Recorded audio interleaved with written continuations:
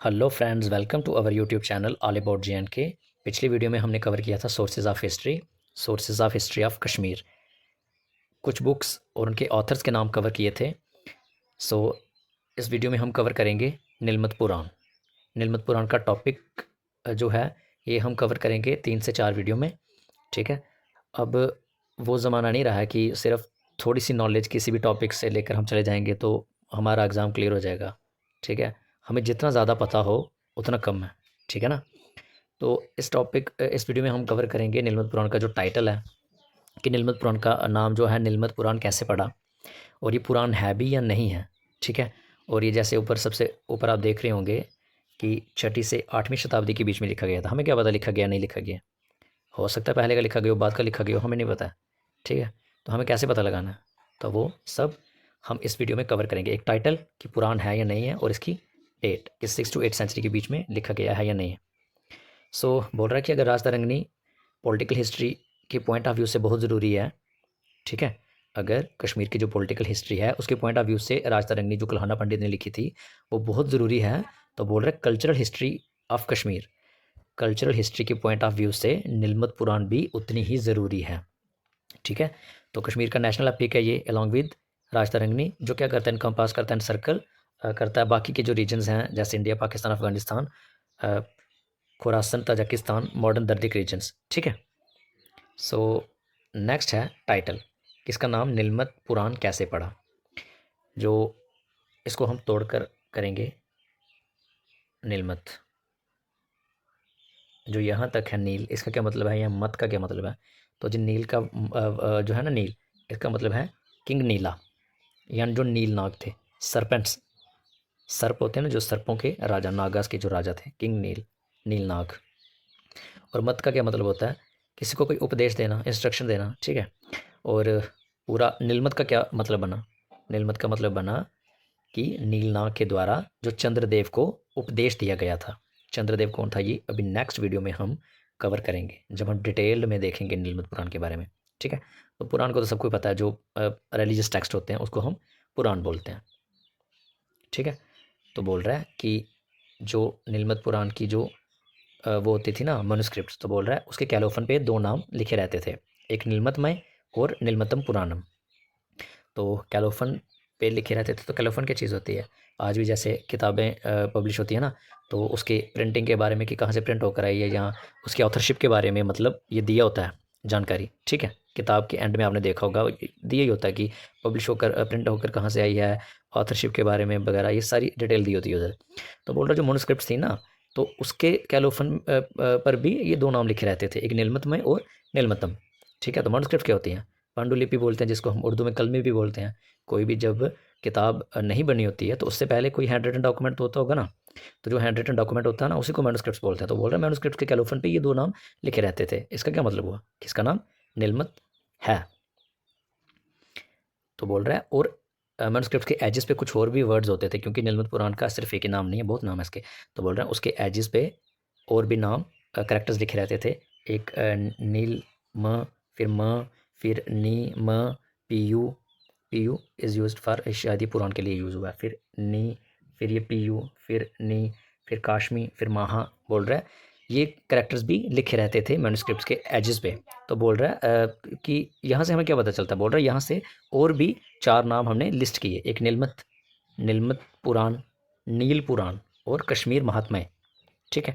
तो बोल रहा है राज तरंगिणी में कल्हाना पंडित ने क्या किया है, नीलमत को 2 दफ़ा यूज़ किया है, पुराण को भी यूज़ किया है, नील पुराण को भी यूज़ किया है। तो इसका क्या मतलब हुआ, टाइटल का हमें अच्छे से पता लग गया कि इसके जो इतने नाम हैं वो आए कहाँ से हैं एक्चुअली।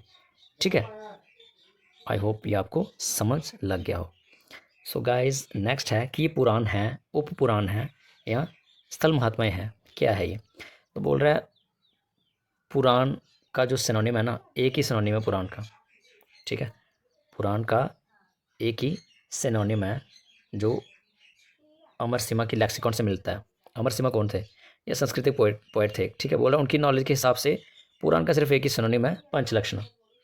पंचलक्षणा, अगर कोई पुराण कोई किताब, अगर ये पंचलक्षणा जो है इसके 5 कैरेक्टरिस्टिक्स टॉपिक्स होते हैं, अगर तो इनको सेटिस्फाई कर जाए तो वो पुराण है, अगर नहीं करे तो वो पुराण नहीं है। ठीक है। तो वो 5 कैरेक्टरिस्टिक टॉपिक हम देख लेते हैं। कि नीलमत पुराण उसको सेटिस्फाई करता है या नहीं। तो बोल रहा है एक है सर्गा, एक है प्रतिसर्गा, एक है वामसा, एक है मनवंतर, एक है वामसा नुकारिता। बोल रहा है सर्गा का मतलब होता है कि धरती का सृजन वगैरह कैसा हुआ था, ठीक है। फिर प्रतिसर्गा होता है कि सृजन के बाद प्रलय वगैरह या फिर से वर्ल्ड्स की जो रेनोवेशन है वो कैसे हुई। फिर वामसा कि गॉड्स की जीनोलॉजी क्या है, यहाँ प्रतिआर्चस के बारे में जिस पुराण में हो। प्रतिआर्चस मतलब कि किसी ट्राइब का जो मेल हेड कौन है, ठीक है, मेल हेड कौन है। फिर मनवंतरा के बारे में हो। मनवंतरा का क्या मतलब होता है, साइक्लिक पीरियड। मनु की रेंज जो है, बोला जाता है ना कि हमारे फोर फादर्स कौन थे, मनु की ही हमारे फोर फादर्स थे, तो वो अभी तक चलता आ रहा है, ठीक है। तो बोल रहे हैं मनवंतर एक पूरा क्या होता है, मनवंतर मतलब होता है कि जो मनु थे तो उनकी जो रेंज अभी तक चलते आ रहे हैं, उनका जो रूल चलता आ रहा है, मतलब उनके आगे जो पीढ़ी दर पीढ़ी चलती आ रही है, तो उसका जो एक टाइम साइकिल होता है ना, उसको बोलते हैं मनवंतर। एक मनवंतर में बहुत ज़्यादा ईयर्स होते हैं, ठीक है। 71 युग आते हैं एक मनवंतर कंप्लीट होना हो जब, ठीक है, 71 युग कंप्लीट हो तो समझ लेना एक मनवंतर पूरा होता है, ठीक है। तो फिर उसके बाद 14 मनवंतर होंगे, जब बोलते हैं ऐसे कि 14 मनवंतर पूरे होंगे तो उसके बाद प्रलय आएगी।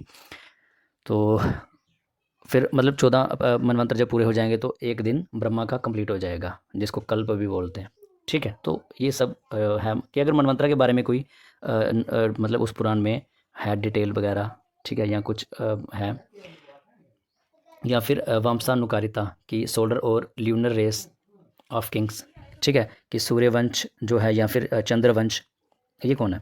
जैसे ब्रह्मा के थे ना सन, मरीच, मरीच के सन थे विवासवाना, विवासवाना के सन थे आगे वैवस्वता, जो सेवंथ अभी जो करंट अभी चल रहे हैं, ठीक है, ठीक है। फिर सेम सूरज के चांद के, ठीक है, ब्रह्मा के थे ना सन अत्रि, फिर उनके आगे थे चंद्रा, सोमा, वो जो रेस है वो चलती आ रही है। अगर इनके बारे में कोई नॉलेज है उस पुराण में कुछ दिया गया है, अगर ये 5 करेक्टरिस्टिक टॉपिक जो हैं अगर इनको कवर कर गया वो, तो समझ लेना वो पुराण है, ठीक है। लेकिन बोल रहा है कि स्ट्रिक्टली स्पीकिंग अगर हम बात करें तो नीलमता पुराण की कैटेगरी में नहीं आता है, क्योंकि ऊपर जो डेफिनेशन है ये इसको सेटिस्फाई नहीं कर पाता है, ठीक है। जो 18 पुराण है ना, बोल रहा है उनकी कैटेगरीज में ये नहीं है, उनमें रैंक करना इसको आसान नहीं है, ठीक है। 18 पुराण जो महर्षि वेद व्यास जी ने लिखे थे, तो बोल रहा है उनमें इसको नहीं शामिल कर सकते। हाँ, हम ये बोल सकते हैं कि पुराण का एक पोर्शन है जिसको हम उप पुराण कह सकते हैं, क्योंकि ये नागरखंडा से बहुत सिमिलर है। नागरखंडा अभी एक जो गुजरात अहमदाबाद है ना, उस पर्टिकुलर रीजन के बारे में बहुत कुछ है नागरखंडा उपपुराण में। तो बोल रहा है क्योंकि उसके साथ इसकी सिमिलैरिटी है तो हम इसको उपपुराण कह सकते हैं, ठीक है, या फिर इसको महात्मा कह सकते हैं, महात्मय, ठीक है। तो आपने देख लिया 5 कैरेक्टरिस्टिक टॉपिक को सेटिस्फाई नहीं किया, जिस वजह से इसको हम उपपुराण कह सकते हैं। नाम तो टाइटल तो यही रहेगा नीलमत पुराणी, लेकिन पुराण की कैटेगरी में नहीं आता है, सिर्फ हम उपपुराण कह सकते हैं। इसका मतलब ये नहीं है कि आज से हम उसको नीलमत उपपुराण कहेंगे, नाम तो उसका नीलमत पुराणी रहेगा, लेकिन हाँ पुराण की कैटेगरी में नहीं आता है, ठीक है। तो हम इसको उपपुराण या स्थल महात्म्य कह सकते हैं, ठीक है। Due to elaborate information on tirthas some scholars do not consider it as a Purana but a sthala mahatmya, ठीक है। बोल रहा है कि इसमें मतलब तीर्थास जो सेक्रेड प्लेसेस हैं उनके बारे में बहुत ज़्यादा नॉलेज है, ठीक है, बहुत ज़्यादा एलाबोरेट तरीके से इन्फॉर्मेशन दी गई है, ठीक है, नीलमत पुराण में, जिस वजह से हम इसको पुराण तो कंसिडर नहीं करेंगे, हाँ इसको स्थल स्थल महात्म्य कह सकते हैं, ठीक है, स्थल महात्म्य। अब इसकी डेट की बात कर लेते हैं। बोल रहा है कि नीलमत्ता में और नीलमत पुराण में लिखा गया है कि जो लॉर्ड बुद्ध है ना, वो गॉड विष्णु के इनकारनेशन थे, अवतार थे, बोल रहा है। और हमने कब मानना शुरू किया था ये चीज़, हमने 550 AD के करीब मानना शुरू किया था कि लॉर्ड बुद्धा जो है वो गॉड विष्णु के अवतार है। अब अगर हम आज किसी चीज़ को मानना शुरू कर रहे हैं तो इसका मतलब हम लिखेंगे तो थोड़ी बाद में ना, कल लिखेंगे परसों लिखेंगे। तो बोल रहा है अगर 550 AD में हमने ये चीज़ मानना शुरू की थी कि लॉर्ड बुद्धा जो है वो गॉड विष्णु के अवतार थे, तो इसका मतलब लिखी वो चीज़ बाद में गई होगी। तो इस वजह से हम कह सकते हैं कि ये जो नीलमत पुराण है ये लिखी 6th से 8th सेंचुरी AD में लिखी गई थी, ठीक है। क्या क्या कवर किया हमने आज इस वीडियो में, टाइटल और पुराण है या नहीं है और इसकी डेट, ठीक है। तो टाइटल का पता लग गया, नीलमत, नील, नाग, और जो इंस्ट्रक्शंस दी थी चंद्रदेव को, चंद्रदेव अगली वीडियो में कवर करेंगे। उधर से टाइटल का पता चल गया हमें, मनुस्क्रिप्ट्स के कैलोफन पे लिखा रहता था नीलमतमय और नीलमत पुराण। और फिर उसके बाद कुछ करेक्टर्स लिखे रहते थे, जिससे 4 नाम और हमने देखे कि जो 4 नाम बाकी के वो कहाँ से आए, कैरेक्टर्स लिखे रहते थे मैन्युस्क्रिप्ट के एजेस पे।